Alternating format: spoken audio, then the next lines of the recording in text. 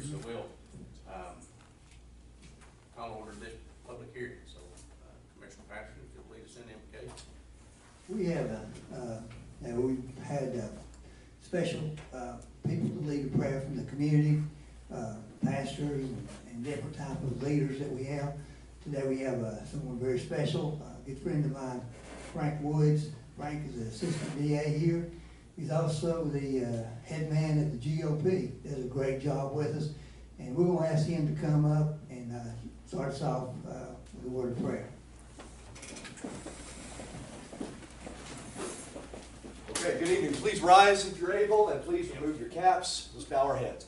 Dear Lord, thank you for this day. Thank you for our time this evening. Thank you for allowing us to live and work in this beautiful community. Thank you for giving us citizens in this community that care about their civic duties and care about their community. And thank you, Lord, for giving us elected officials and providing us with elected officials such as our Board of Commissioners that care about our community and continue to sacrifice their time to make Fannin County a better place. Please bless this meeting, bless our community, bless everyone that's here tonight, and bless our commissioners and all of our elected officials as they continue to work to make Fannin County a better place. Amen. Amen. Amen. Thank you, Frank. Let's everybody stand for our pledge to the flag. Yeah, join me. I pledge allegiance to the flag of the United States of America and to the republic for which it stands, one nation, under God, indivisible, with liberty and justice for all. One last thing, Frank wouldn't mind me saying that he's getting ready for his first baby. And have a little girl around Thanksgiving.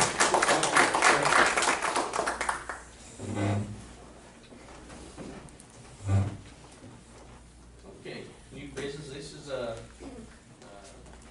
short-term vacation rental properties. This is a proposed ordinance, if you will, for short-term vacation rental properties. I think everybody in there's had a chance to look it over, and I've got some very good suggestions and questions. Ms. Jackson's here with us this evening. She'll be glad to try to answer any questions that we can. Before we get started off, I just want to make sure everybody understands this. This Board of Commissioners, gentlemen, I hope I speak for all of us. I believe I do. You did. We value your opinion, and we do. And when we put something on paper, we want to hear from you, because sometimes it may be good and sometimes it may be bad. There may be something that we missed or something that we added maybe we shouldn't have. And that's why we have public hearings. And in my opinion, public hearings is just that. We need to hear from our constituents in the audience when this happens, okay? And I know at a time in the past that, maybe that didn't happen. And, but I want to assure you that this Board of Commissioners, we try to listen to everybody. We try to weigh the good and the bad before we make the decisions, and that's where we're at. So, Ms. Jackson, do you have anything you want to start out with, or? Just one thing people have asked, is this ordinance replacing the current ordinance? No, this is an additional ordinance. If we rewrote this whole thing, it'd be a 35-page document, and we wouldn't be able to get it done in a timely manner. So, no, this does not replace the existing ordinance. This is a supplemental. Mainly it deals with the safety of the guests. Thank you. Commissioners, anything before we open it further? I have no, Chairman. No, sir. Ready to go. All right, so if anybody wants to come up, raise your hand, come up to the podium, tell us who you are, where you're from, who you represent. Let's get the ball rolling on this. I do. All right, you want to?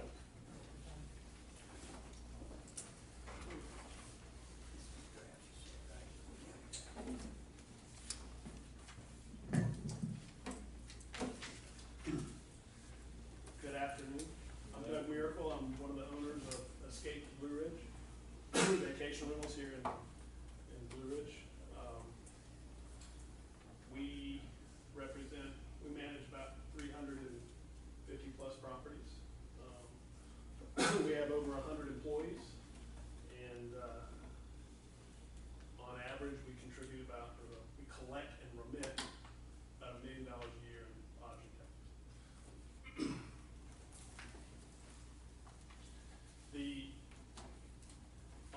sent a letter, you guys, I assume have read it with any questions, et cetera.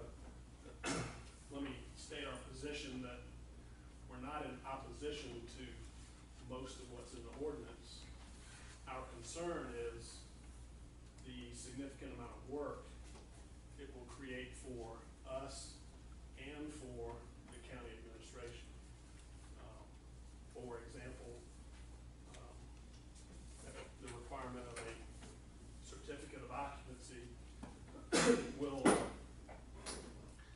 create a flood of requests for those coming into, I assume, Marie Woody's department, right? And so, is that truly necessary? So really, I guess 3 points I'd like to make. One is I stand here today not really understanding completely what is the problem we're trying to solve, so I'd like to understand that. Two, lodging tax accounts for a significant revenue stream to this county, and it accounts for a lot of jobs in this county. And so, I believe, I don't know if everyone would agree with me, but this is a tourist town. People come here from all over because of all the awesome things there are to do. And so, we should embrace that, I guess is what I'm saying. Yes, there is a need probably for some level of additional rules and requirements, but let's craft them carefully in such a way that doesn't harm that situation. And so, another example would be,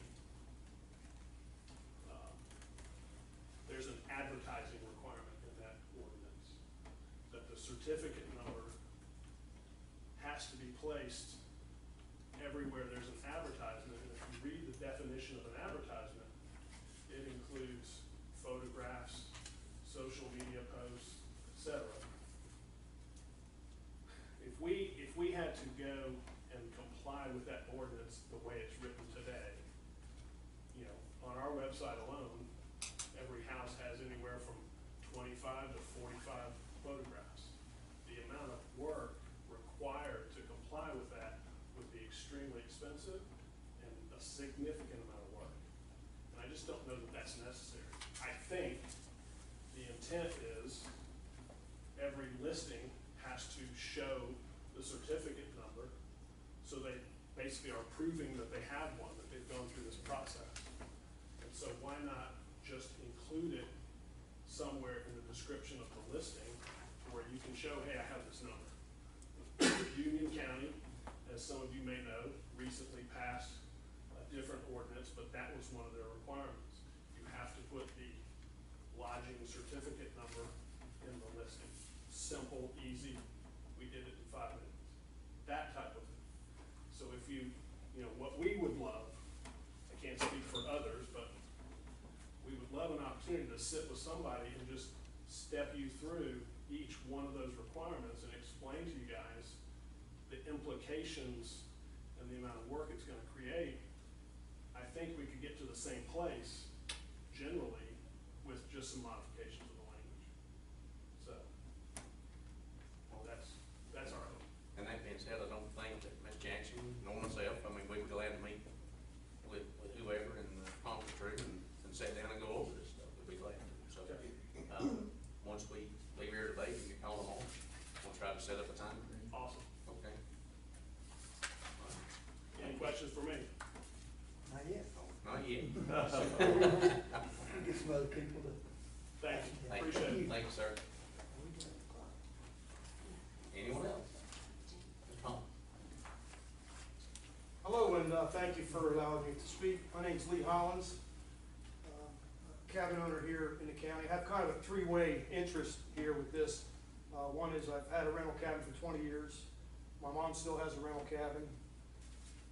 Where I spend most of my time in the county, up on my mountain road there at my cabin, I'm surrounded by 7 rental cabins. So there are some issues, at times.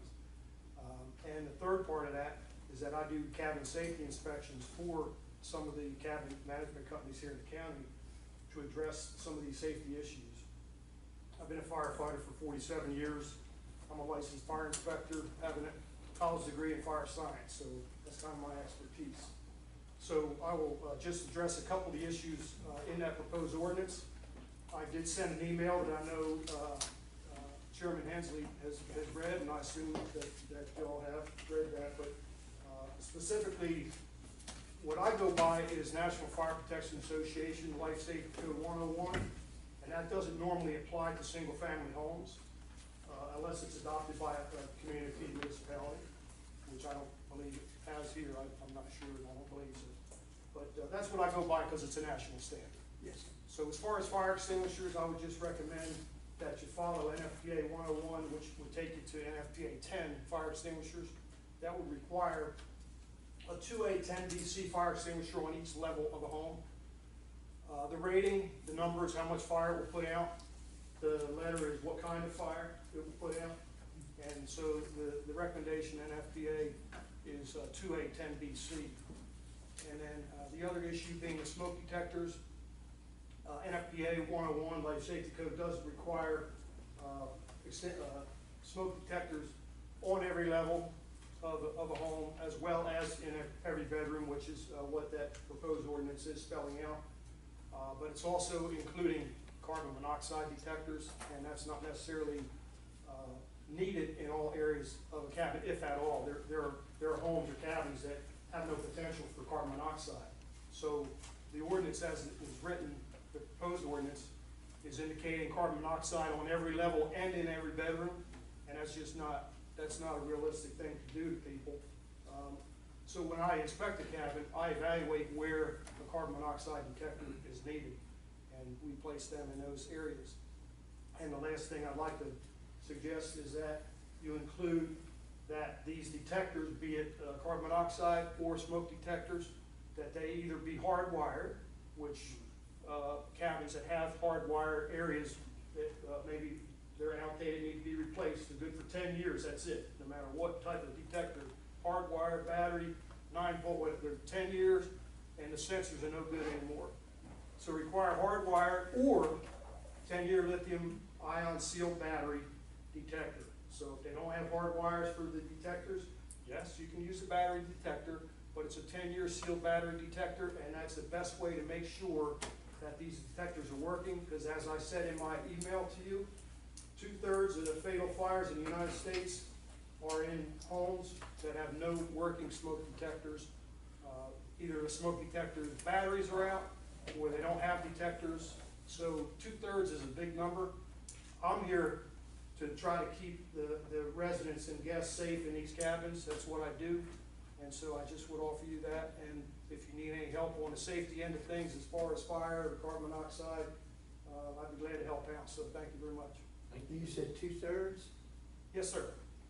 That's correct. 2/3 Of fatal fires in the United States are in homes that lack working smoke detectors. Do you have any idea how we are in Fannin as far as cabins and rentals and so forth? I don't have any figures, but I can tell you, I've been in a 6,000 square foot cabin on the lake that had 6 bedrooms and did not have one working smoke detector. So there's a problem out there, and that's what I'm trying to address, and with some of the cabin management companies that use my services. But it's a problem in places. When I bought the home that I'm in right now, there was a couple issues that were corrected, and so anyway, any other? But you feel like what we've got now with one at each level is sufficient, correct? Well, that's not, are you talking about fire extinguishers? Yes, fire extinguisher. Well, what's in there is one fire extinguisher in a dwelling. It doesn't say per Right now, level. right now. Right now. Yeah, so NFPA recommends on each level and a 2A 10BC minimum rated extinguisher. And those are good for 12 years unless they're used. Good. How many cabin rental places do you work with? I've worked with 3 different companies and private individuals also. Have you suggested these things to them too, and have they? Absolutely. In most cases, when I do a cabin inspection, the owner is either there, or when I'm done with the inspection, I call the owner, and I typically take care of these issues on site right then and there. Some owners say, I'll take care of it, and but most of them, when I leave, everything is to that standard. I won't say code, because again, these different standards have not been adopted here that I am aware of. So when you leave a home, do you give them like a check-off sheet? I mean, do you give them like some kind of certificate that they passed your inspection? When I leave a home, I within 2 or 3 days, I type up a 4 or 5 page complete comprehensive report with pictures from the inspection of everything that I did, and I issue them a 4 or 5 page report, and I suggest that they take that to their insurance company to try to get a little break on their insurance, because it has been fully inspected by a professional. I'm a licensed fire inspector in the state of Florida, not here, but It's still the same thing.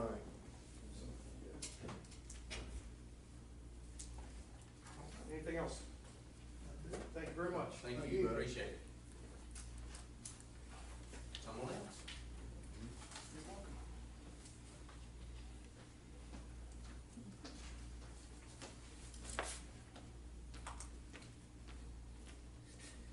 I'm Richard Arnold, and I operate Getaway Blue Ridge, and I manage 13 properties for absentee owners primarily. I actually own one of them, but I've got a couple of questions, and I sent y'all a letter about one of them, and that is the part I read in the ordinance about paying taxes, that we have to verify that we paid the lodging taxes and the state taxes. Well, all my cabins are on Airbnb, and so they pay the lodging and state taxes. So something needs to be put in that ordinance about, because I can't verify that they paid it. All I can say is that they say they paid it. Kind of the same way with us, I believe, is it not? I mean, because y'all get one lump sum from Airbnb. Yeah. Every county in Georgia does. Every county, I think it's like 46 states that they do this in. So that needs to be changed in the ordinance somehow or another, so that we're not required to verify, because it's impossible for us to do that. I saw that. Ms. Jackson, is some way we could fix that? Is there some way we could do? I'll take a look at it. I think it only said something about you're not in violation when you apply. These are new cabins coming on. This So- is just for new cabins coming up, Absolutely. not for existing ones. You ain't got nothing to worry This is about. something you come on. Well, no, but I may take on new customers, and so may some of these other property managers. They have something to worry about. Well, it's not to worry about, it's just that you're asking us to you're asking someone to verify that they pay the Airbnb taxes, and there's no way for us to do that. Well, Richard, how are y'all doing that in the ordinance already that says you're subject to an audit? Anybody that's on Airbnb and VRBO should be getting in touch with those platforms to let them know that their reports are lacking. Y'all are subject to an audit. They do this across the United States. They pay our taxes, and then they send you the money. And they tell us how much they took out in our reports, but I have no way to verify that they sent it to you. I don't either. They don't Well, you tell get me one that lump they paid check, for it. right? Right. One lump check, so it's hard for us to verify it as well. But they do that across the United States.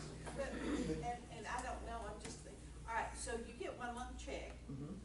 and your owners get a report that says this is how much they paid. Each booking comes out and says, this is what the client, But annually, do they not get a report that says this is how much money you grossly took in? oh no, we get a report on the gross that Airbnb paid us, because we're basically contract workers for, But each But it's not individualized by But each state or homeowner- local tax. But what I'm saying is, does each homeowner not get a report that says, for their income tax, that says, this is what your gross was, this is what you paid in taxes, this is what you paid in management fees? they give you a report for income purposes on how much you were paid by them, because you're a contract worker, basically a 1099.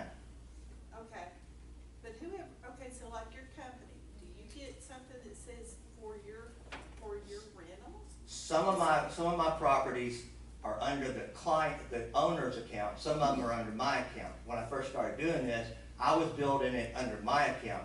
So about half of my properties are shown by me being the account holder, where other half of them are being shown as the account owner, the property owner. But we all get a 1099, me being a corporation, I don't really care whether they send me a 1099 or not, because I don't have to use it. But the owners, you know, whether they're incorporated or not, that 1099, all that shows is what their gross was, not what the taxes were paid. So we have no way to verify whether the taxes were paid to you or not. And now that I know that this is, I didn't realize this ordinance was just for new properties. So are you gonna go back, and the next question is, what about the people that are existing, which were, what, around 2,400 registered cabins right now? Right. Are they gonna have somebody coming in, walking in, inspecting their places from time to time, or is that just gonna be on the new people? It would be up to, I guess it would be reverted back to you guys, if that's something that you would like to do. And I think, when I look back through it, I think most everybody here does that.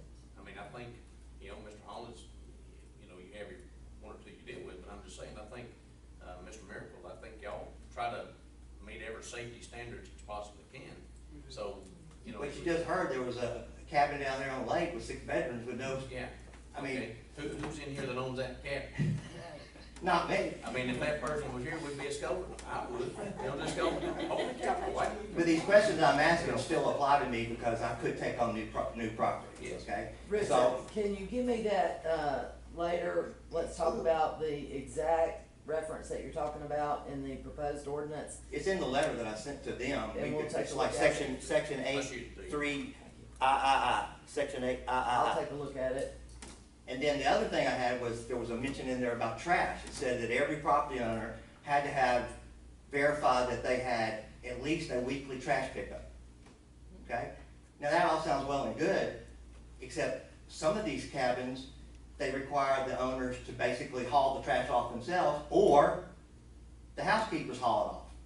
Because they don't wanna put trash outside because of the bears. So are you gonna make them put a trash bin out there and make them have somebody come pick up the trash? So when the trash is thrown out, what do you do? I have pickups at most of my cabins. The larger cabins, sometimes we have to have 2 pickup a week. There's not many trash people up here in this area that do on-demand trash pickup. Now, the cabin rental companies, I know, try to hire people that come and do their picks up after people leave, because that's the best time to do it. But when you're turning cabins on a same-day basis, that means it's got to be picked up on, if you got to swap out on Tuesday, it's got to be picked up on Tuesday. So then when you have your house cleaners come in, and they're the ones that are carrying it off. Sometimes, Okay. not all the time, because some housekeepers won't haul off trash because they don't want to put it in their brand-new Toyota 4Runner. So who hauls it off every day when you're turning the cabin every day? I don't turn cabins every day. Well, I mean, you just brought that up. You brought that scenario. No, I'm saying that I don't do same-day turns. A lot of these guys do same-day turns, okay? So I'm sure there is some kind of solution that. I'm just saying, in the ordinance right now, it requires you to Y'all have a trash. days? We run our own garbage service. We pick up trash Okay. on department. And a lot of the big ones do that. They pick up, because there's no other way to do it, because most of the trash pickup people here don't do on demand. They do weekly. But that means you gotta have a bin outside, and a lot of people don't want a bin outside because of the bears. Let me tell you a solution for that. It's a quick fix. So on your trash bin out there, Yeah? get you 2 ratchet straps and 2 by-6s that come the width of that trash bin. And run one this way and run one this way, and they can't get in. And then you gotta teach the clients how to do it. And let me tell you what, most guests that come up here don't have to follow instructions. When they have to go out there to pick up that trash, they'll learn pretty quick. They don't care, they don't care if the garbage is on the ground. I got you. Okay? So, So we'll write that down. We'll look. my question is, since I've just learned tonight that this is for new cabins, I still wanna go back and understand, is there going to be any enforcement on existing cabins? Of the 2,400 that we have, are they gonna have to meet these same requirements? Because that's the people I'm worried about, is my 13 clients, my 12 clients. So what Ms. Jackson said a second ago, this is, I mean, I'm assuming you'd be grandfathered in, is that right? That's the way that So- it's. That really, nothing says that. I'm Nothing not says sure that. all aspects of it would be grandfathered in. We need We'll to look take at a look. this. I mean, that's why we have these. No, I understand. I'm not mad about none of it. No, I It's ain't just- mad either. I'm just, you know, you throwing something at me, I'm throwing something back. I know. That's what we do, right? Right. And I sent this to all my clients, and of course, you know, most of them looked at it and said, you know, there's no meat to this. You know, there's really nothing to it. But the two things that stuck out to me was the taxes and the trash, really. And I know the bigger What guys. I've heard is most housekeepers do take it, and if they want to work, most of them that I've heard, they do take it. I've had mine for go ahead, Jim. But you're over these cabins though, correct? I'm called a co-host, but I managed it, because we're absentee owners. So they count on you to take care of their property. Yes. Issues come up and I go take care of them. So if there's trash there, you take care of it? Yes. If there's a problem, like if a bear gets into it, I mean, I've had 4 bins destroyed this year. So, I mean, yeah, I take care of it. But I also have good trash pickup people, and my housekeepers do not take trash because they don't want to put it in their car. And I So don't you want- have people that does this? Yeah, but you know, when you have a big cabin that sleeps 12 people and they stay there for 7 days, 7 people in a 4, 5, 6 people, they'll fill up a bin in 2 days. And you know, next thing you know, you got trash everywhere. And it's like, you know, the big guys, like you said, they run their own trash collection services because they know they can't find anybody up here to do it on demand. So they have to pay somebody to go out and pick up all the trash. But these individual cabin owners, they've got to find a service up here. And if they live in Florida or out Arizona or Texas or whatever, you know, they're not here to take care of it. And so they're depending on other people to do the work for them. And I'm just saying that, so a lot of them require the guests to take the trash to our collection centers. I mean, go down to the collection center and see how many Florida tags you see sitting down there, or Alabama tags. We'll go on the side of the road and see how much don't make it. Well, that's true. That's coming out of the pickup trucks. Not all of them. No, it's not coming out of the big haulers, though. I mean, it's sad when we're picking up 92 bags of trash on I one road. totally agree. Anyway, that's, All right. Thank you, Mr. thank y'all. Yes, sir.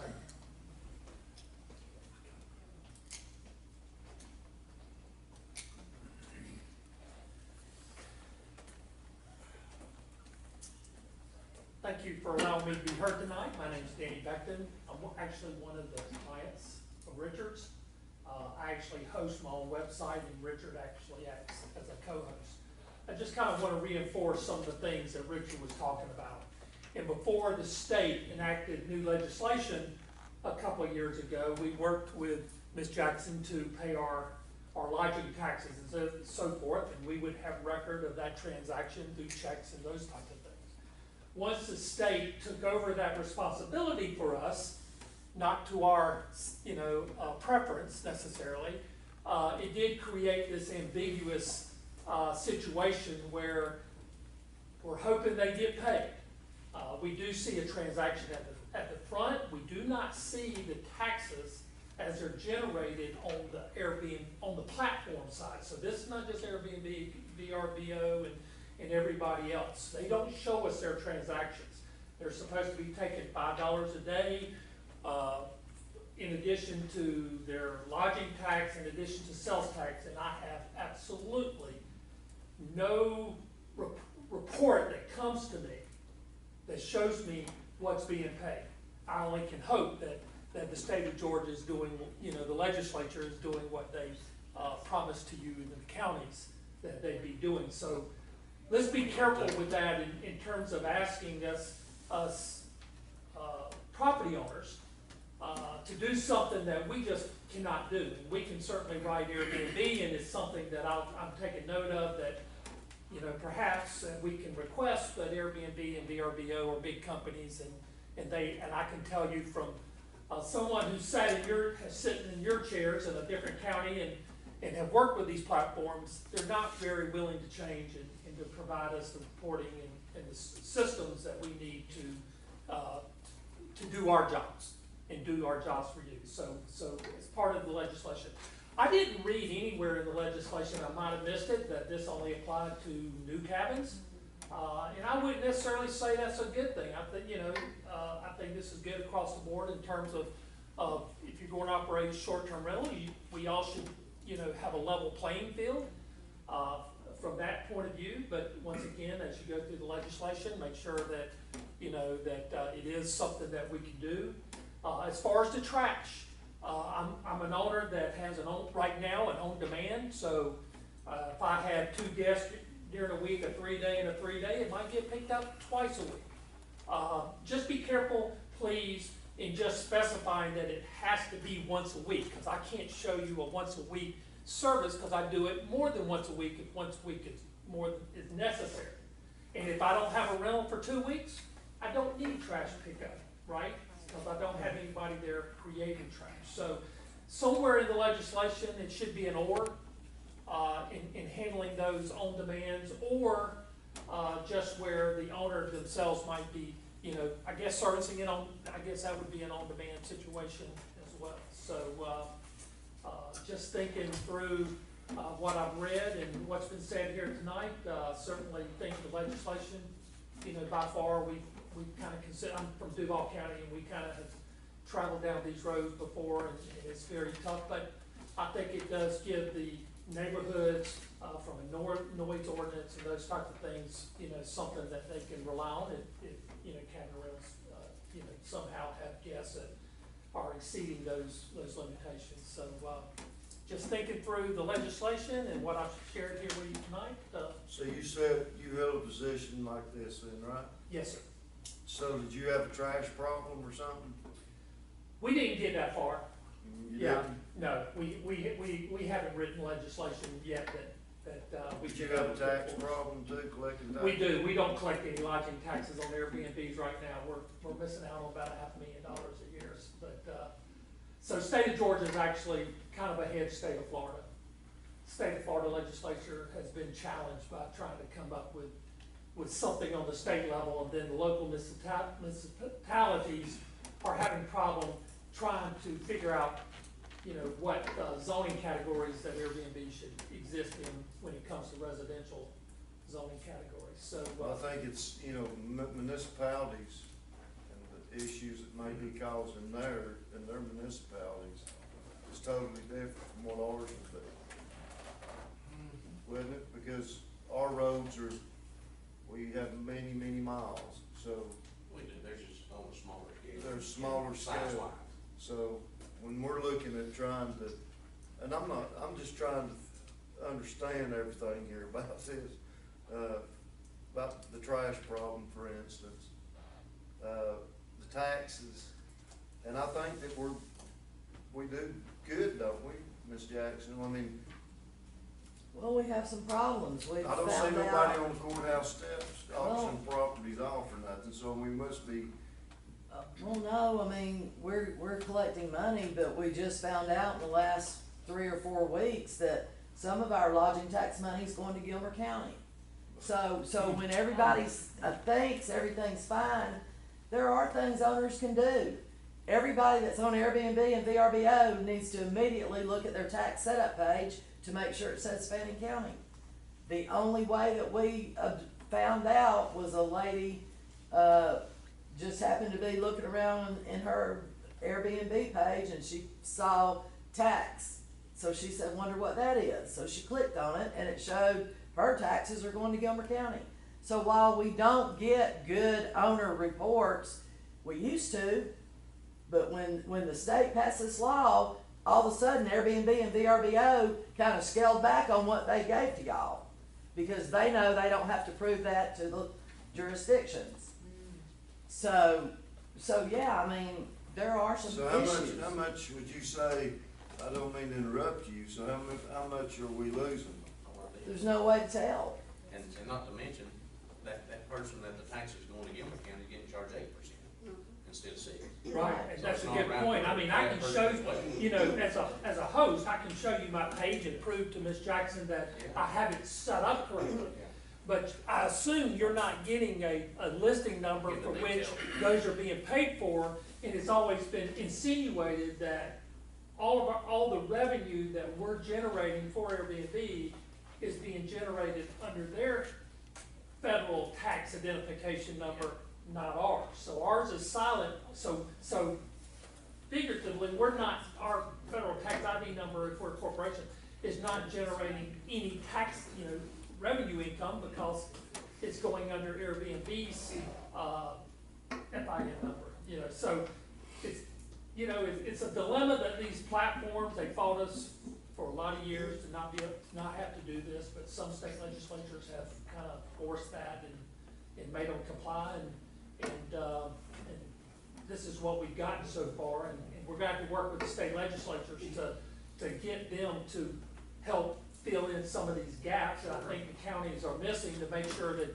when you reconcile your taxes, that you can, you know, and maybe it's a report listing, you know, I think they should be able to generate a report of the cabins that they're generating revenue from. It's just a matter of them being forced to do that, and I think that's typically what has had to be done in the past, because they don't do it voluntarily.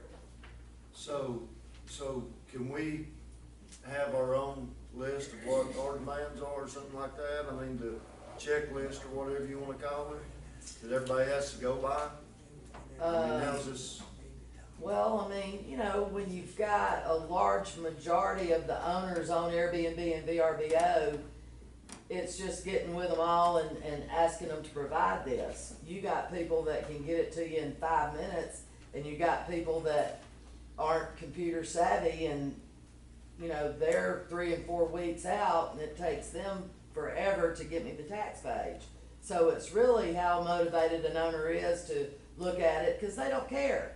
They're getting their money from Airbnb and VRBO.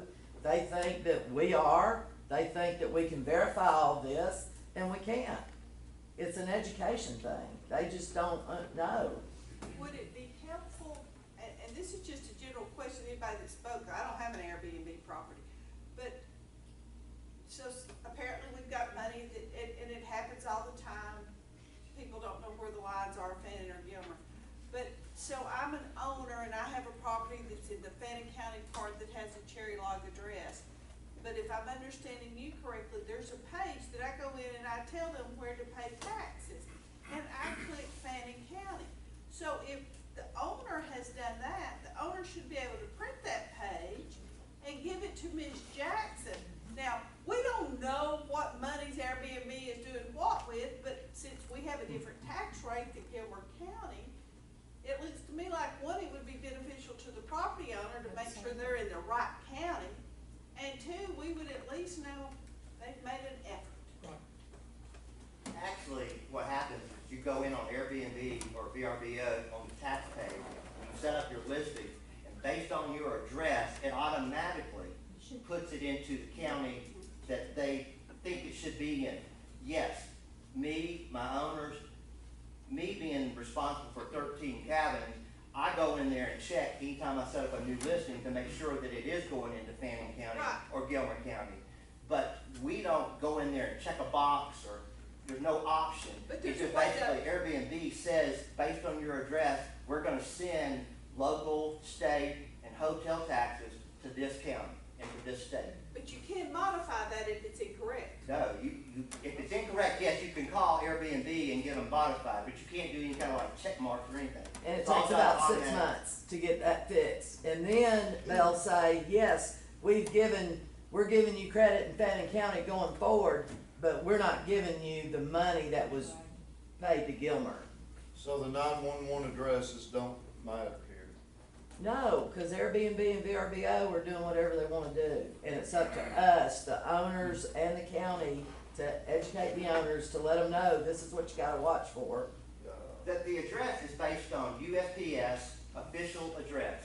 If you put in an address when you're building an Airbnb listing, and one of the first things you do is put in an address, and Airbnb comes back and goes, can't find that address. And I'm also an ambassador, and I help other people become new hosts. And one of the stumbling blocks is if the person doesn't put in their USPS address, Airbnb kicks them out. VRBO does the same thing. So they make them, so I tell these hosts that are having a problem, you've got to put it in exactly the way the post office says. So if your address is correct, they're going to sign off on you and you can move to the next step.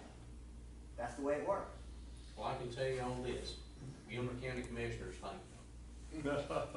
Well, you It's know, gone total. yeah, maybe one suggestion, it's a small step, but at least to give you some kind of reconciliation is, maybe once a year, we can tell you what our revenue was, and perhaps if you get the revenue from every one of your platforms, you can add it all up and somehow reconcile whether you're, how short you are from that projection versus however it reconciles, but certainly we can provide that information, it would just be a revenue number, for the year that we perceive to have been generated in Fannin County, that, at least she would have something to plug into a spreadsheet and add it up and match that with the revenue generated from the state, and so that might be a thought, but from what Richard said, I haven't looked at my tax page in 2 years since the day the state said thou shalt,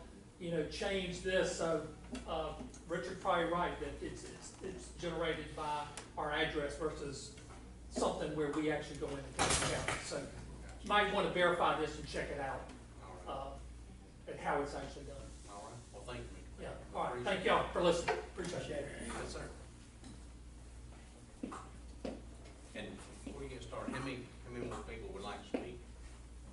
We're gonna let this go a little bit more. Okay. If we are out, we'll let you. I'll be in. quick. I'll be quick. Okay. So Ernie White, Escape Blue Ridge, I'm the CFO. We worked with Debbie Jackson since the beginning. I'm just here to say that the burden of proof is on the business owner. There's property management software out there. You have to provide the reports that substantiate the taxes collected and remitted and paid to the taxing authority. And with our Fannin County tax return, we provide the ST3 Georgia report, so you guys know exactly what we pay in the state of Georgia to Fannin, Gilmer, Union, wherever we operate. I'm not a big fan of Airbnb. We only participate there if we're forced to. We turn them off. I agree with you, it's very difficult to do business with them, but that doesn't preclude you from following the taxing authority, right? And so you can pull a report and you know exactly what was charged to the guest per reservation, what your cleaning fee was, any other guest service fee, any other taxes, right? Georgia excise tax, that is right there on the reservation. You can run a report and you need to check it, because Airbnb sometimes will pay it on your behalf even if you pay it directly, which means now the guest is paying tax twice. And you can't catch it unless you study the reservation. So we'll tell you that there is reporting available. Yes, you do have to have a property management software solution to be able to do that. You should be able to reconcile between that and the reservations charged to the guest.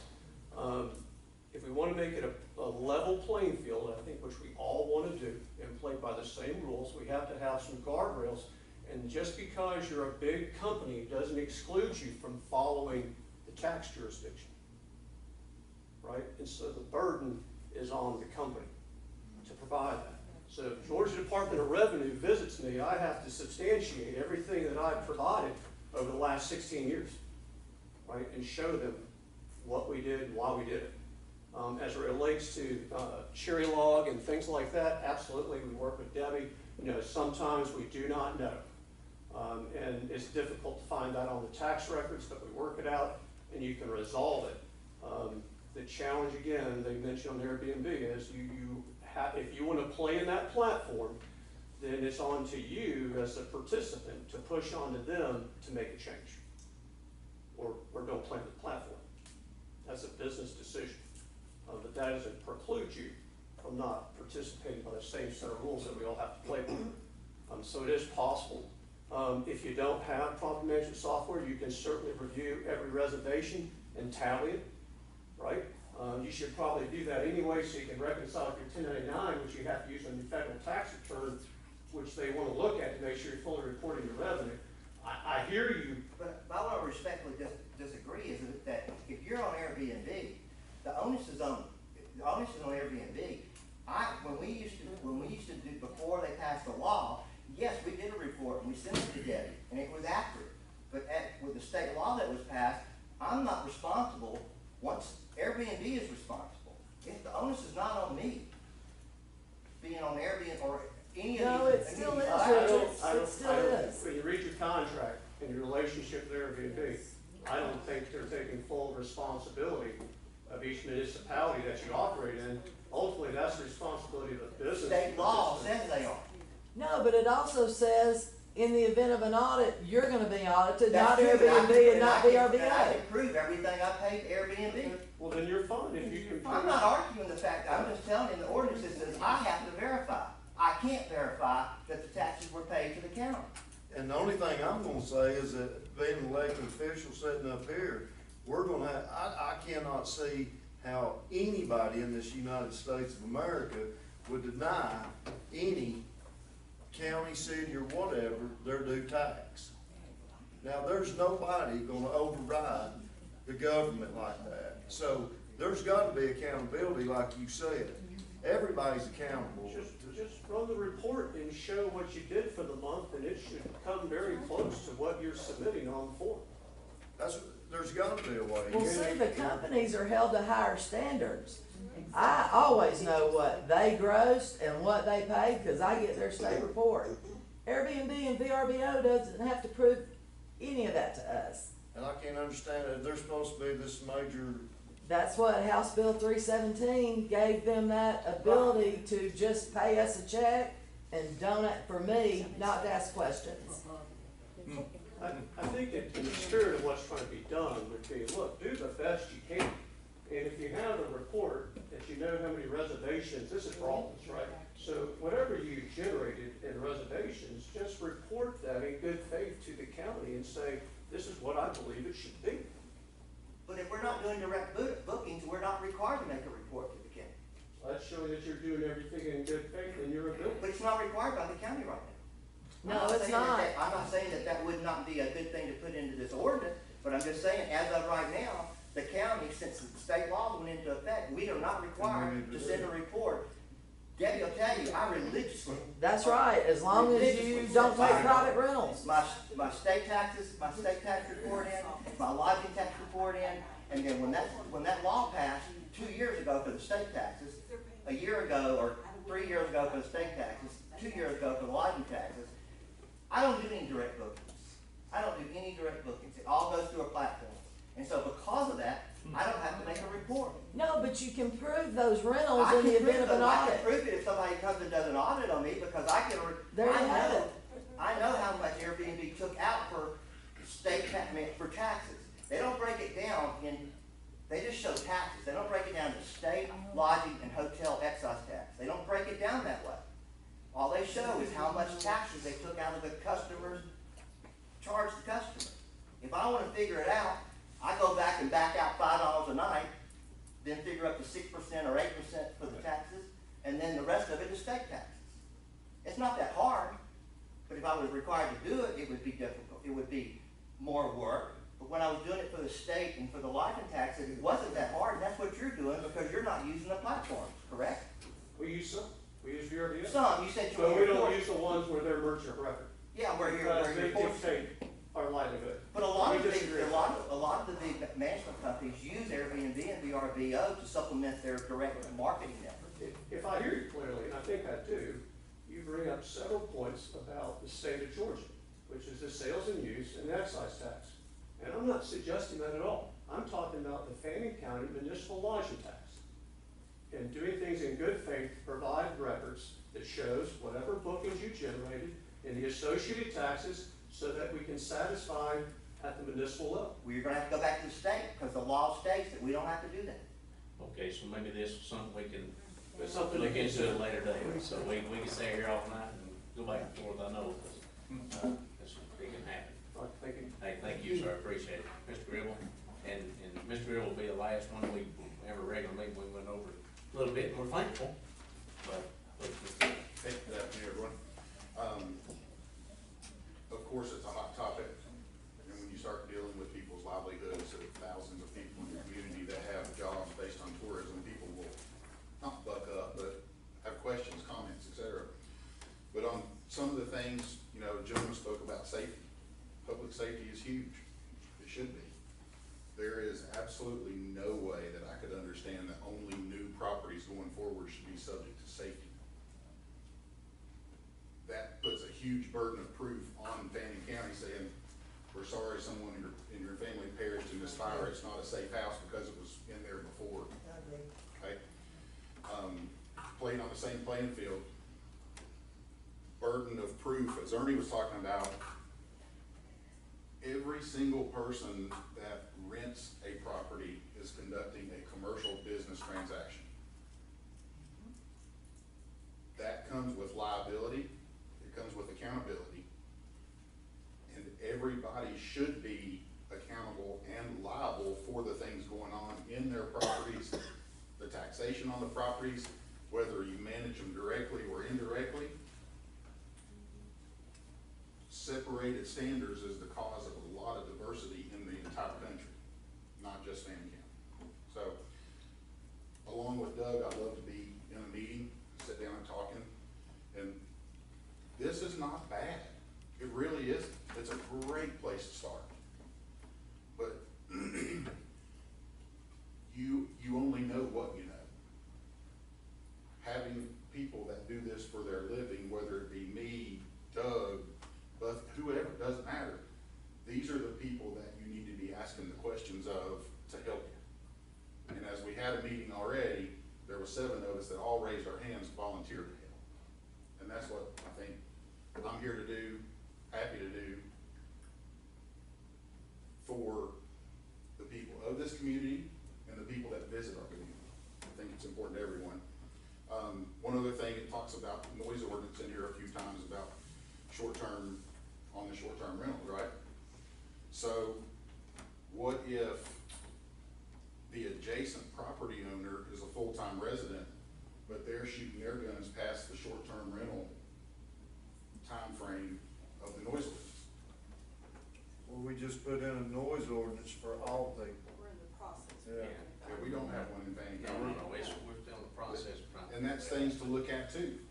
You know, in this here, you could have a temporary suspension based on 3 complaints of a noise ordinance.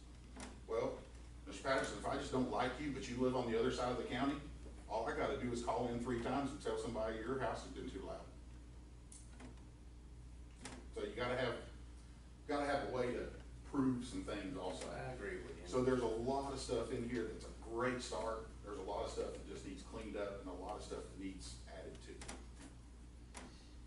Mr. Gribble, can you just real quickly, because I know we're running out of time, address something about the parking? I know parking was an issue as well on the streets. A lot of people say they do it on the streets, and they partying, and it gets really out of hand. And we've had people, the public comment on Tuesday nights, come and say, they had way too many people, 100 people there in 20 cars or whatever.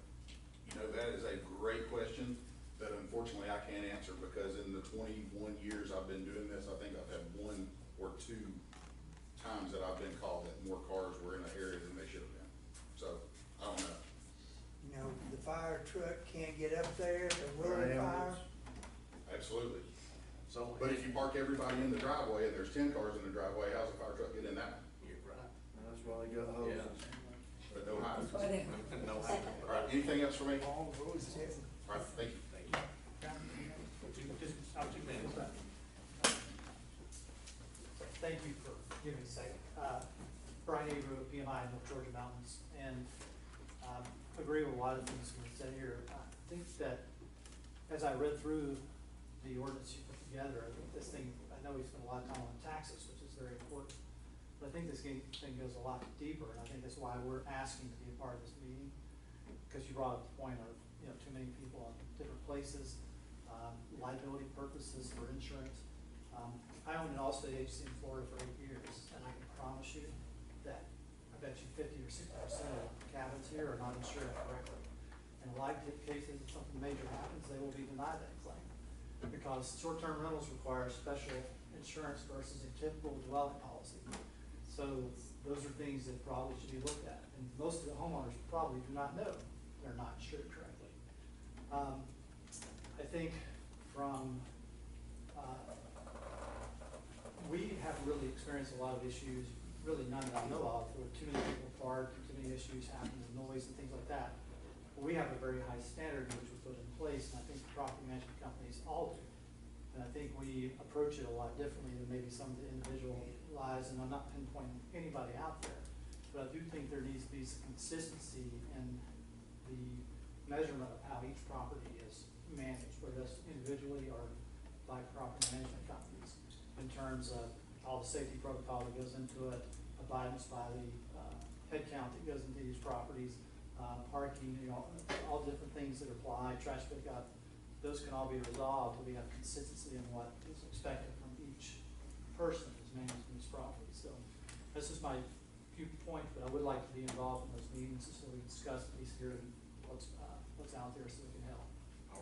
Appreciate Great. it. Thank you. So can I have 1 minute? 1 minute. 1 minute, okay, I'll be really quick. We wanna hear from everybody, I promise. Okay. I'm Colleen with Vacasa. So I did a lot of the Where are you legwork from, ma'am? with Vacasa. Picasso? Yep, and I'm sorry, what's your name? Colleen Tice.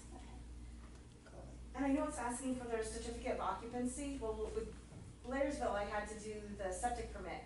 Well, what's gonna happen, cause I called the land office to get the final inspection or whatnot for a property in Fannin County.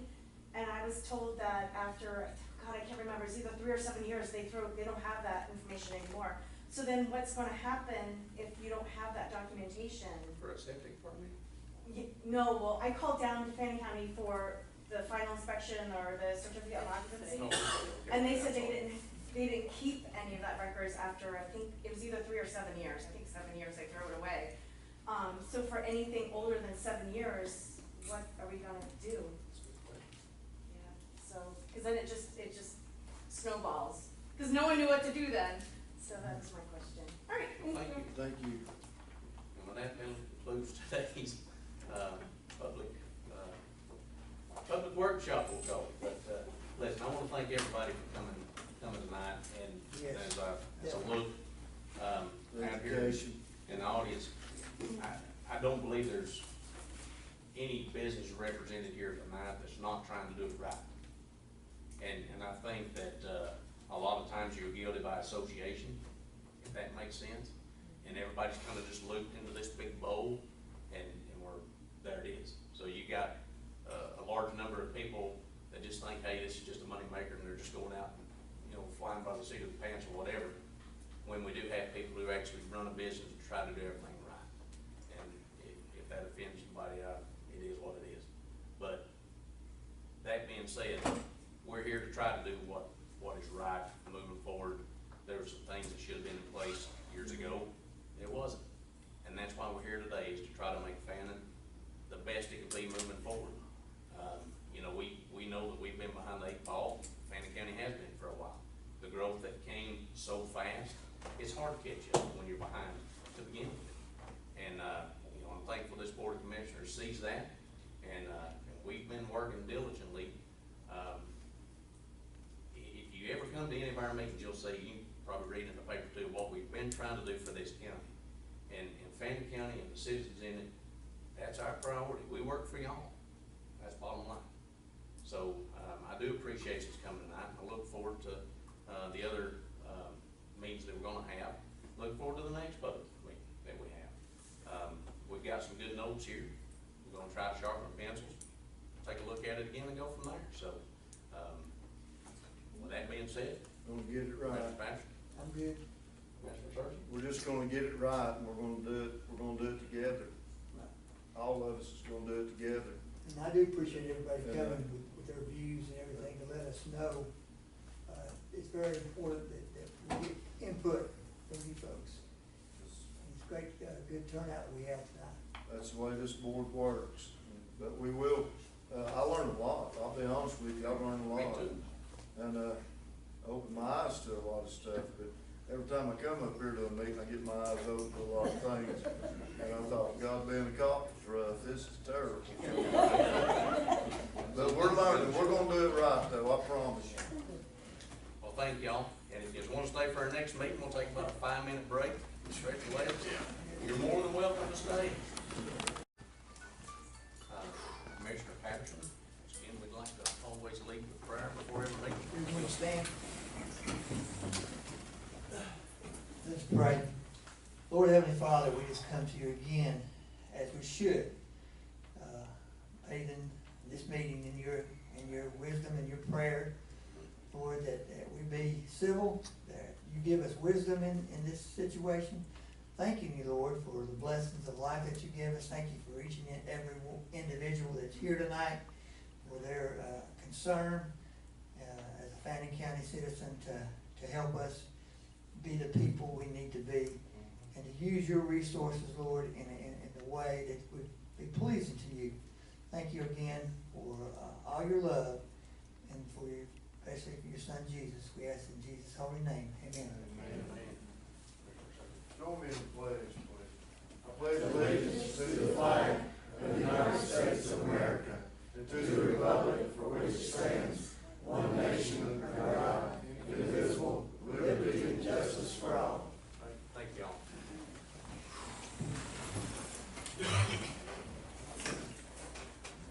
Under unfinished business, number 2, we have the approval of the minutes of May 9th, 2023, regular scheduled board meeting. Commissioner Patterson, any errors or omissions in the minutes as read? I have none, Chairman. Commissioner Cersey? No, sir. All right, I'll make a motion that we approve those minutes and ask for a second. I second. All in favor? Aye. Aye.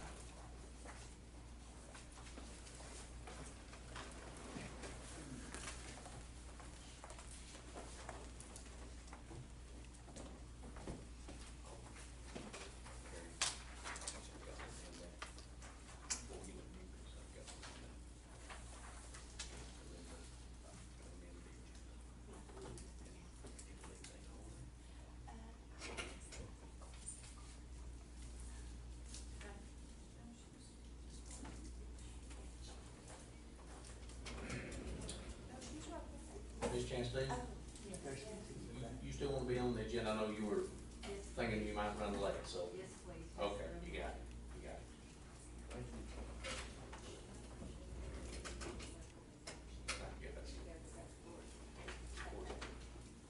All right, gentlemen, before we get into the new business, I do need to amend the meeting. I need, we will call this 3A, and it'll be the quotes that Ms. Newton has, that Candace Newton, the quotes on the new road by the rec department to go over. Any discussion on that before we vote? 3A. Yes, sir, 3A.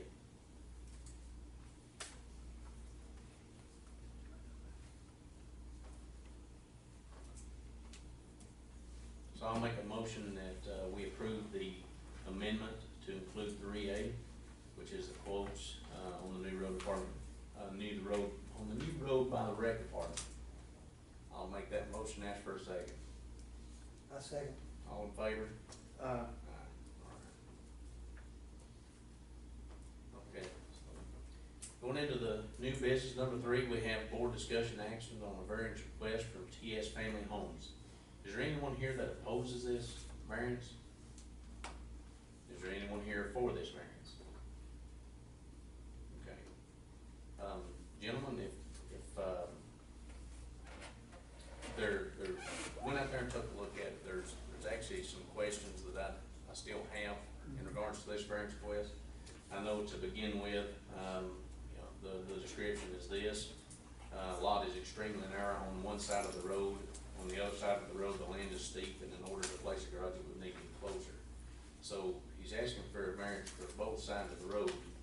And just to be honest with you, I'd like to table this till our next regular meeting to discuss this a little bit more, not only with the gentleman from TNS Family Homes, but also with our building department as well.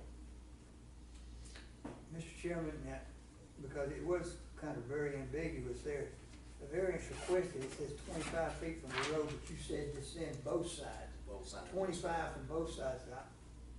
I had no idea. It's kind of a little ambiguous there. Yeah. All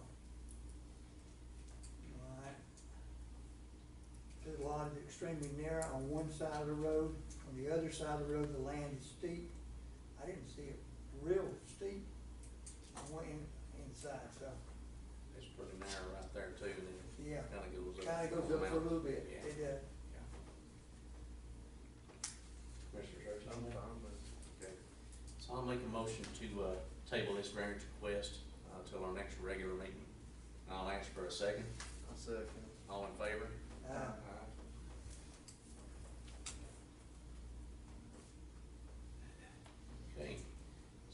Number 4, we have board action discussion. I'm sorry, 3A. 3A. You're exactly right. I wasn't gonna cross it. 3A, we have, Ms. Newton, Candace Newton, with quotes on the new road by the rec department. I've done the amendment, kind of all that. Just trying to get us out of here. Ms. Newton. Hey, how are y'all? Good. So We're I good. provided y'all a copy of the estimates for each phase. You can take it off. Thank you. Yeah, you go. Just take it and hold it. There we go. So I provided y'all with a copy of the breakdown of the estimates by phases. So, we have our first phase of grading. So, and each of these estimates, we went over in detail to compare and make sure that we're, making sure. Apples to apples? Yeah, they're apples to apples. Right. I got a question. Okay. We've got 3 there, all right. The highest is 94,000, Mm-hmm. and then the lowest is 29,300. How come such a wide discrepancy? So, all these are great local contractors, but I feel like the gentleman with the lower bid has a higher impact equipment that can possibly do it much faster and efficient than maybe the other, Those 2, okay. Our road department can't do none of this?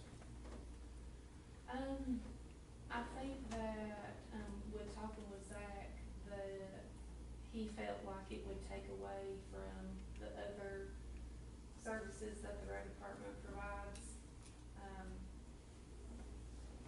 So that was kind of,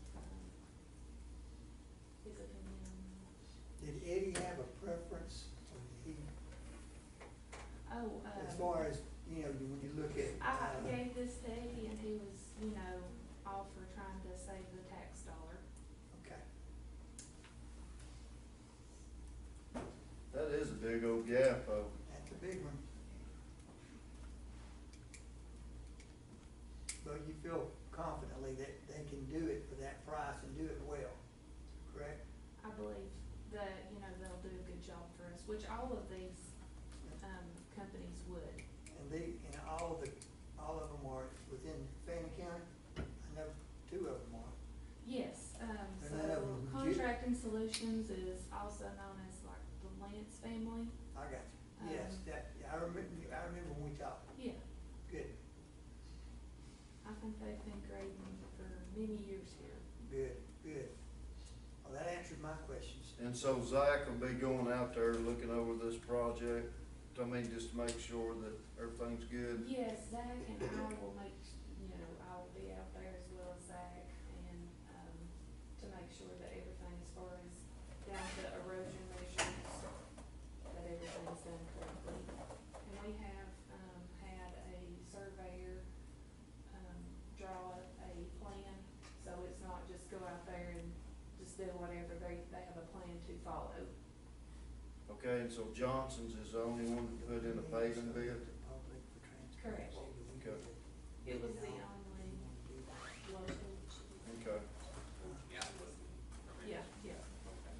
So the grading and the erosion control and all that, material, blah, blah, the contracting solutions are the ones that's the lowest on that, to do that other than the pavement. Correct. Okay. Candace, if you don't care real loud, so for transparency, so everybody knows, I think we need to read off the quotes for each group of Okay. 3. It's real loud. Okay, all right. Johnson Paving, or the grading portion would be Johnson Paving at $94,000. Holloway Trenching came in at $89,500, and Contracting Solutions came in at $29,300. Thank you. The next phase would Well, be, do we have to vote on each separately? Need to vote on So the let us vote on this one okay, first. sorry. Okay. All right. Mr. Chairman?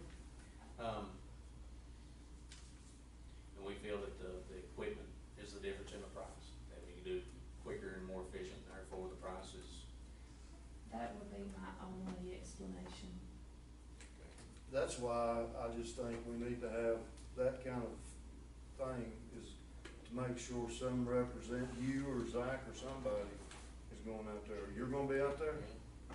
Okay, all right. Any other discussion? Are we ready to vote? Well, being said, I'll make a motion to go with the lowest bid on this, go with Contracting Solutions at the bid of $29,300, and ask for a second. I second. All in favor? Aye. Okay, your turn. Alright, so the next phase, is erosion control materials and installation. Johnson Paving came in at $37,300. Holloway Trenching come in at $32,500, and Contracting Solutions came in at $21,020.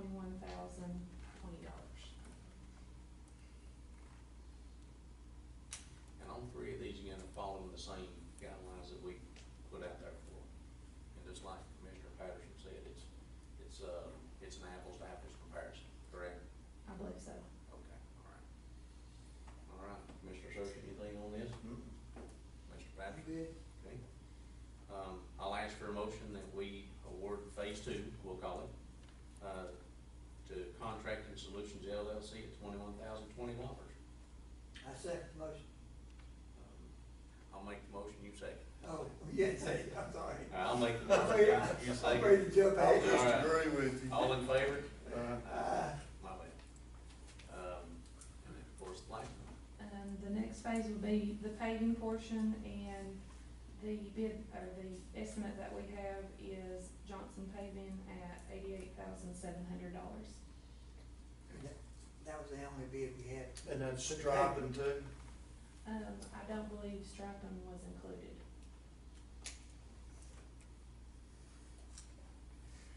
This is pavement.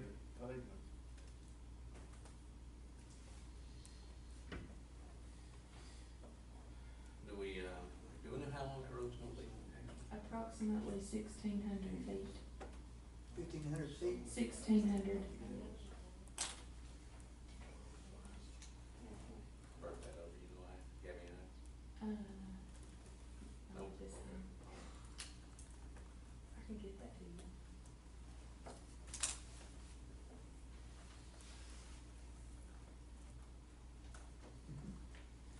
All right, gentlemen, Mr. Patterson, anything on this? I have no, we only have one to vote. All right, so I will make a motion that we award phase three, which is the paving portion, to Johnson Paving. I second. All in favor? Aye.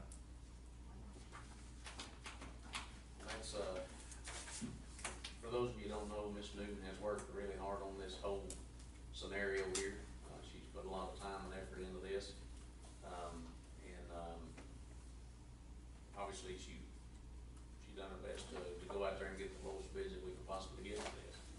So, Work on the striping. we're gonna try. I will do that. All right, thank you very much. Thank you. We appreciate you. Thank you. Now, board. So we have board action discussion on the reappointment of Jim McKnight to the Fannin County Development Authority Board for another 3-year term. That is our appointment, of course, for that position. Mr. McKnight has been on, he's been on the Development Authority Board for quite a bit of time. I don't think he's here tonight, I don't see him anyway. But he is, I believe he's done a pretty good job on that board, so. He did. Yes. Any discussion? No. I have none. All right, I'll make a motion to reappoint, Mr. McKnight to the Fannin County Development Authority Board for another 3-year term. For a second. I'll second. All in favor? Aye. Number 5, we have, Ms. Dana Chastain, who's our clerk of court, to explain to us about court E-5.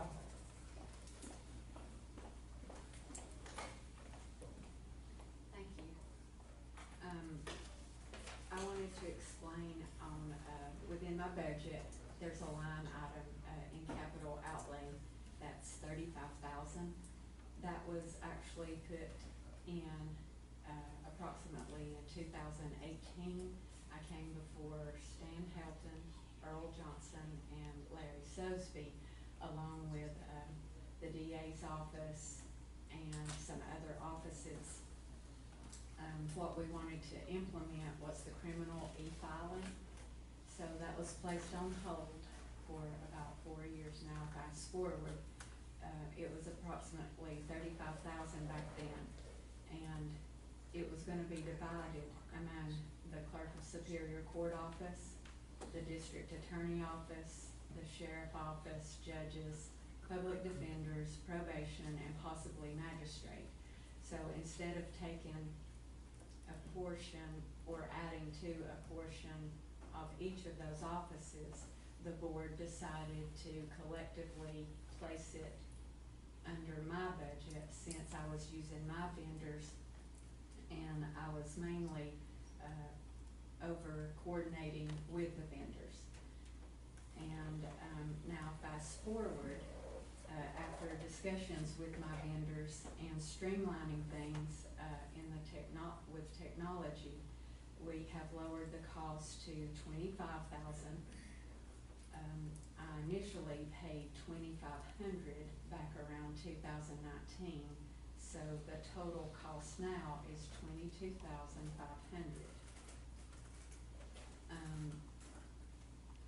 The agreement was that we would pay that in a lump sum the first year to get it all going. After that, it will be a monthly fee. And I also wanted to add that with combining the civil e-filing, which is already in place, along with the criminal e-filing, we already we'll be getting a check for revenue sharing of $6,528. So once this is all in place, I'll get that up front. So juggling the fees a little bit will. What are the fees? Initially the $25,000. Okay. I've paid already a down payment of $2,500, so the total cost is actually $22,500. Okay. So I would just like to ask, that y'all consider paying the lump sum since it's already in my budget to get it going. It's there? It's there. I Okay. haven't used it, it's been unused for about 4 years. Okay. I have no problem. Yeah, well, I think they're very nice of you to come and ask, but I think if it's in your Campbell outlay. It is. It is. I think you could probably go ahead and do that because it's already been approved in the budget.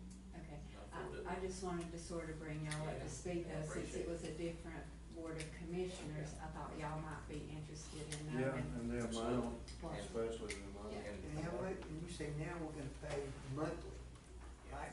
Well, after we pay the lump sum, Uh-huh. then the following year, which will be sometime next year around this time frame, And it will we go to don't monthly. know how much that monthly payment's gonna be. Not right Would offhand. it be basically $25,000? Yes, I think so. Okay, okay. So we'll continue to keep it, put it in your budget? If that's okay, since it's with my vendors, Yes. but it will go toward the benefit Right. of all the offices Right, that.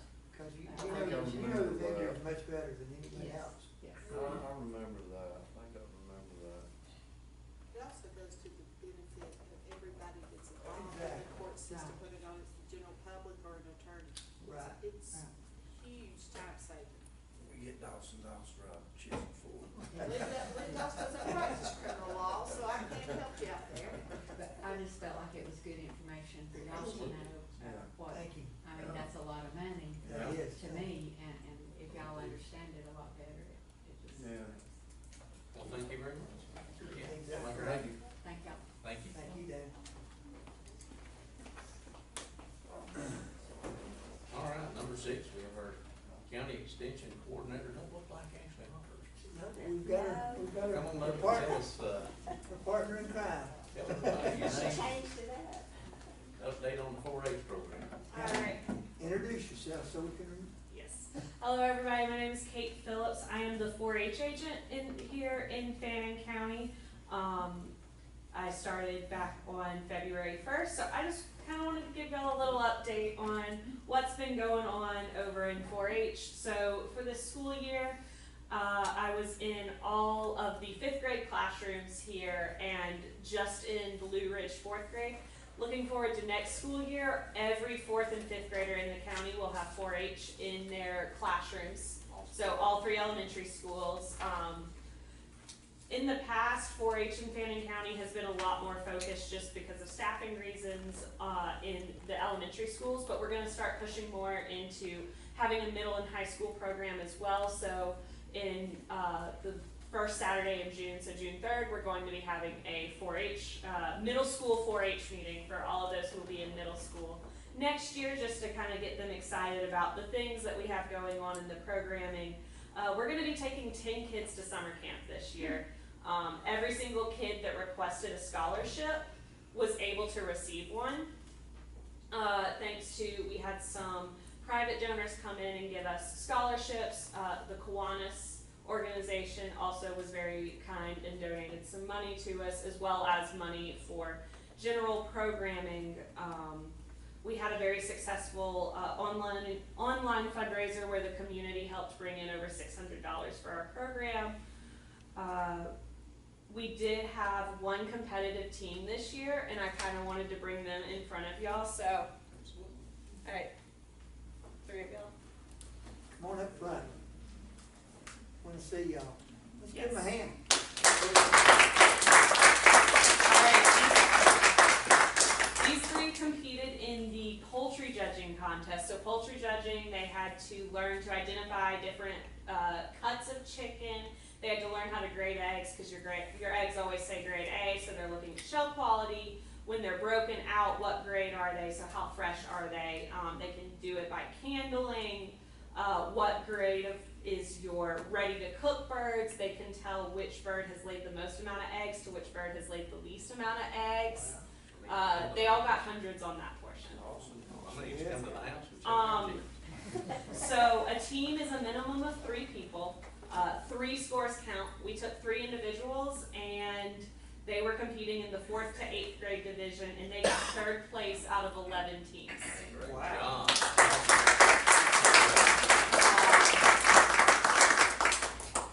They put this together in about 6 practices on top of that. So they did not have much time to pull this off.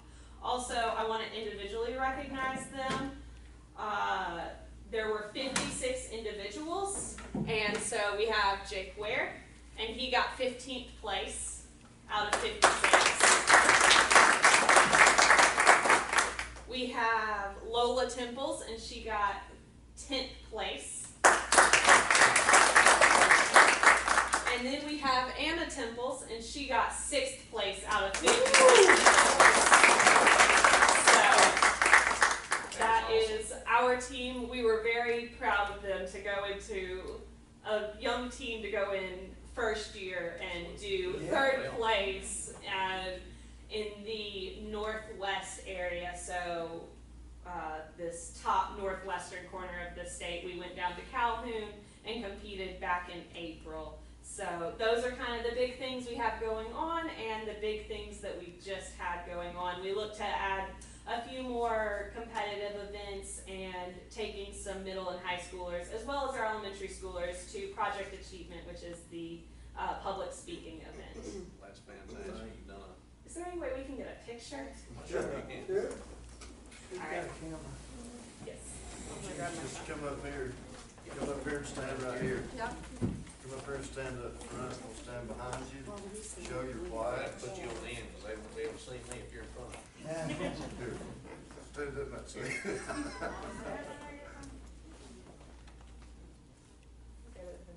All right. Thank y'all so much. Good job. She has done an awesome job too. Good job. Do y'all wanna get one for the newspaper? Yep. And I'll send it to you. Since he's. Now you get in here. Come on up here. Mercy. Let me get this out of the way. Okay.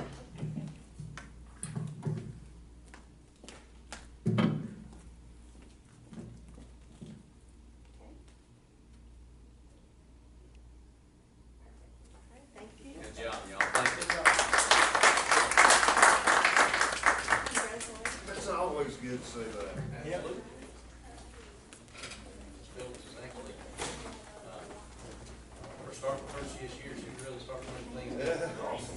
Good job to her, for sure.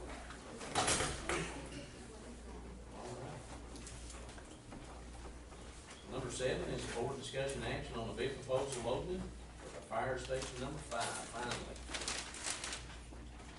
Nope, the lead. The We're lead. gonna do a drum roll, popular drum roll, I know you can. I've got, this is just. There you go.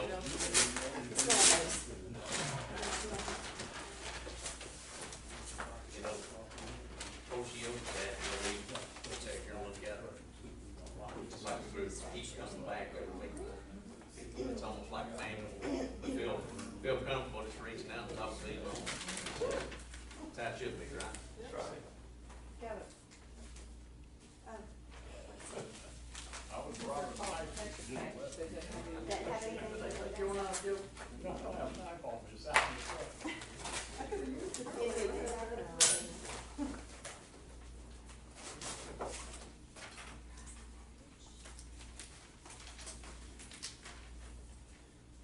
Right, this, we received one bid from Engineered Structures Incorporated out of Kennesaw, Georgia. The request, overall pricing, $465,683.03. That's engineered too, I'm sorry. Engineered Structures Incorporated, a design-build contractor.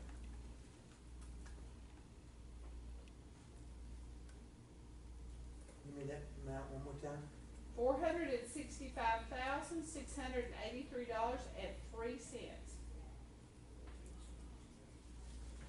$4.03. Reckon they could eat that for us.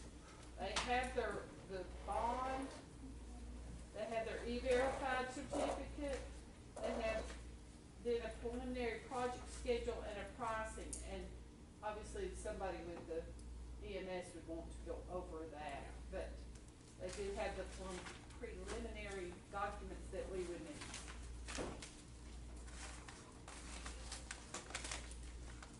Well, it's hard, there was only one, just to be honest with you. But, That's it? That's it. Nick got a little bit. Yeah. Well, gentlemen, I believe you, my thoughts are to take this to the next regular meeting, to give, Patrick and Larry an opportunity to look over that, make sure it's exactly what we're looking at, and then we'll go from there, so. If y'all are, in discussion on that. No, you can get it done back to us by then. Next week? 2 weeks. 3 weeks. You got 3 weeks. Can you do it? Let's do it Thursday. All right. Well, I'll make a motion that we table, the awarding of the bid until our next regular scheduled meeting. Ask for a second. Second. All in favor? Uh, That brings us to public commentary. If anybody would like to come up and say a few words, please come on up and go from there. Well.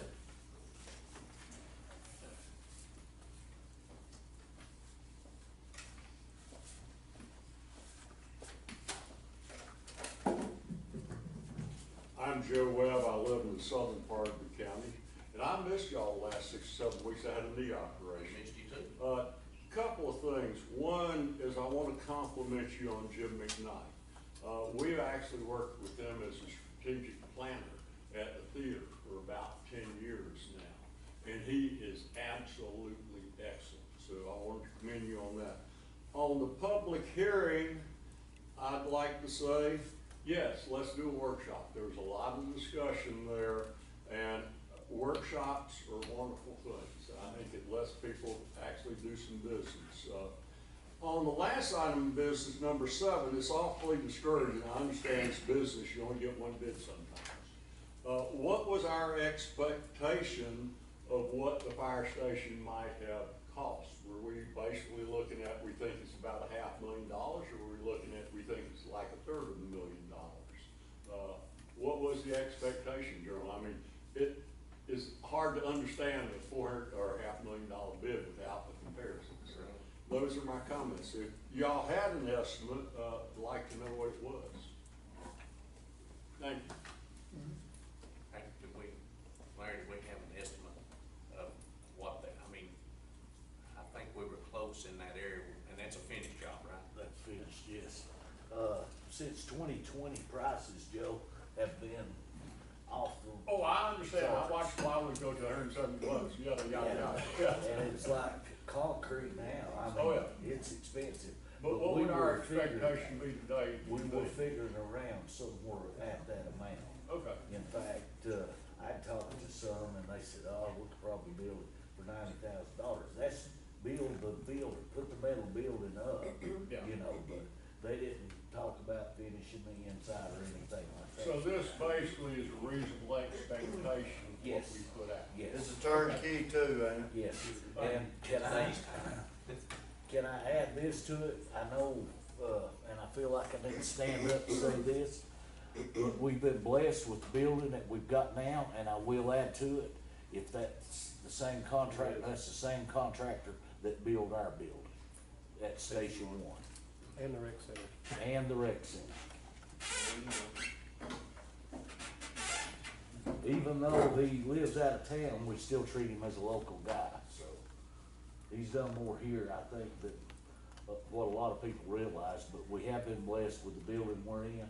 You're gonna have, you know, setbacks and this, that, and another in a new building, but we've had them with this one, and we've had a really good working relationship with him, so. Thank you. Anyone else? Yes, ma'am.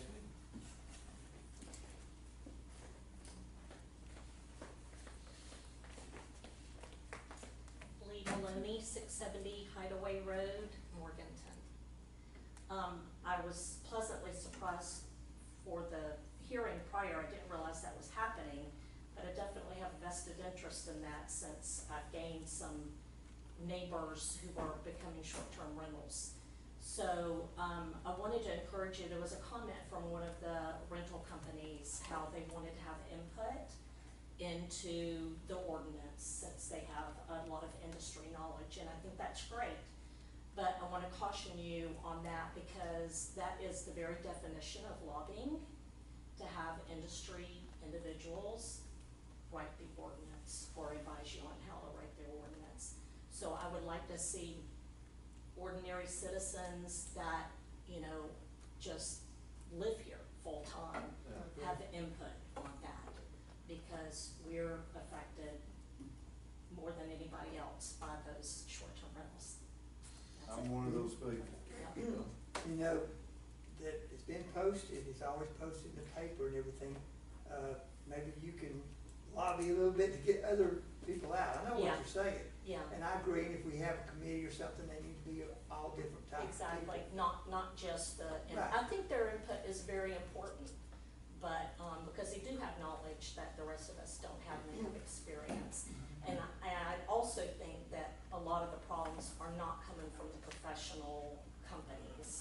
It's the mom and pops that aren't We're glad you always. come up for public comment and do that. And we've had other people in the previous months come up and tell us about noise problems Right. and various different problems that are people like yourselves. So- Right, so we've right. And I'm seen- excited about the noise ordinance We heard too. both sides. So, thank you very much. Thank you. Thank you.